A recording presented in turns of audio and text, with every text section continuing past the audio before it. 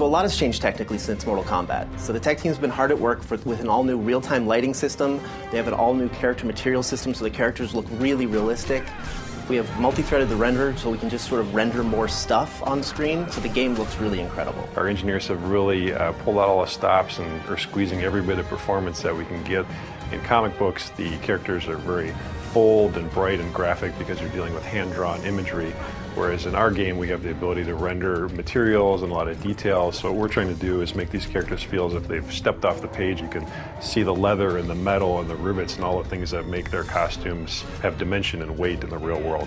A lot of the action in Injustice is over the top. We have people grabbing cars and throwing them at people. We have people bouncing off objects all around the arena, and there's nothing more cinematic in the game than our super moves. Our super moves are these really big kind of blockbustery events that would probably blow out the budget on a summer blockbuster. So our mantra for this game has always been, this is the big blockbuster summer movie that you've always wanted to see with superheroes. The environment choice in Injustice is just as important as the character choice. We have several interactable zones spread out among each one of the environments, and they're not cookie cutter. They're not placed in the exact same place for each environment. So depending on your style of gameplay, you're going to want to pick an environment that kind of eases towards your style of gameplay. We have multiple levels on many of the arenas as well, and every time you play the game, it's going to be a little bit different. The button layout has changed in Injustice from Mortal Kombat. First, we got rid of the block button. You now hold back to block for all attacks. Also, 3 attack buttons, light, medium, and hard.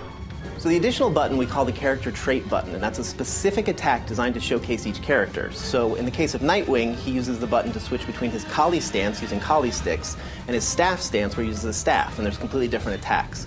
In the case of Cyborg, he uses the button to sort of charge up his health, so you're going to get different effects for every character. The combo system in Injustice will feel very familiar. Instead of using a special move to start a combo, you actually will use your special moves to link combos. You can also cancel out of a combo to link into a level transition or into a pop-up. DC's been incredibly supportive on this project and actually pushing us to take things farther than we ever thought we'd be able to get away with. Superman in particular was fun to work on.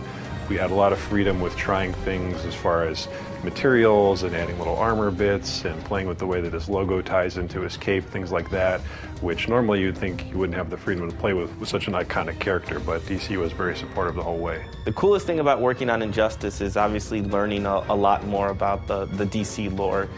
DC has such a wealth of information and such a wealth of knowledge about their characters that it's really fun to kind of pick the brain of working with them and figuring out what would make their characters fit in kind of the NetherRealm universe. You know, if Superman had to fight in a hand-to-hand fight, what would he do? What would Catwoman do in that kind of situation?